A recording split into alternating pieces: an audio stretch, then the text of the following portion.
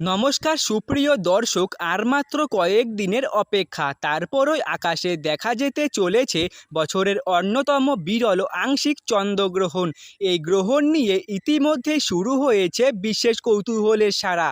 এই গ্রহণ কখন শুরু হবে, কখন শেষ হবে, ভারত ও বাংলাদেশের কোন কোন অঞ্চল থেকে এই গ্রহণ দেখা যাবে, আর গ্রহণ চলাকালীন গর্ভবতী মহিলাদের ক্ষেত্রে কি সতর্কতা অবলম্বন করা প্রয়োজন, বিস্তারিত আপডেট জানিয়ে দেব আজকের এই ভিডিওটির মাধ্যমে। তাই অবশ্যই ভিডিওটিকে শেষ পর্যন্ত মনোযোগ সহকারে দেখুন। আর আপনারা কোন জেলা থেকে এই ভিডিওটি দেখছেন অবশ্যই কমেন্ট করে নিজের জেলার নাম জানাবেন।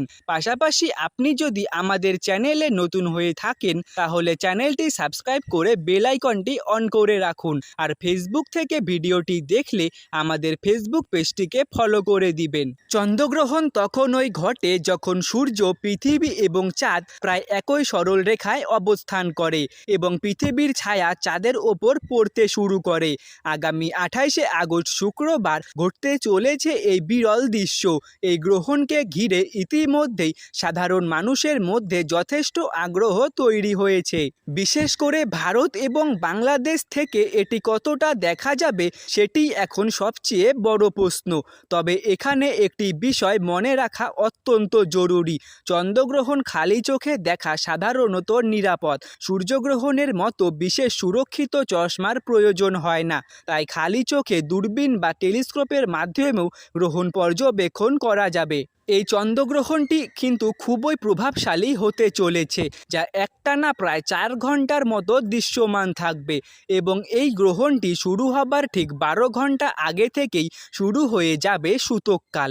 তাই সূতককালের সময় থেকে শুরু করে গ্রহণ শেষ হওয়া পর্যন্ত প্রত্যেককেই কিন্তু খুবই সতর্ক থাকতে বলা হচ্ছে। বিশেষ করে গর্ভবতী মহিলা ও শিশুদের একেবারেই কোনো রকম ভুল করলে চলবে না। এই বিরল দৃশ্যমান গ্রহণটি সবথেকে ভালো দেখা যাবে পূর্ব এশিয়া, অস্ট্রেলিয়া, উত্তর ও মধ্য আমেরিকা, দক্ষিণ আমেরিকার পশ্চিমাংশ, প্রশান্ত মহাসাগরীয় অঞ্চলের পাশাপাশি ইউরোপের বিভিন্ন দেশগুলি থেকে। এই প্রত্যেকটি জায়গা থেকেই গ্রহণটি স্পষ্টভাবে দৃশ্যমান হবে। তবে 28 আগস্ট শুক্রবার ঘটতে চলা এই আংশিক চন্দ্রগ্রহণ ভারত এবং বাংলাদেশ থেকে দেখা যাবে না। ভারতীয় সময় অনুসারে এই গ্রহণ শুরু হবে সকাল 6টা 15 এবং এর সর্বোচ্চ পর্যায় থাকবে 8টা 43 যেহেতু এই সময় দুই দেশে চাঁদ অস্তম্ভিত থাকবে, তাই ভারত ও বাংলাদেশ থেকে মহাজাগতিক ঘটনাটি দৃশ্যমান হবে না।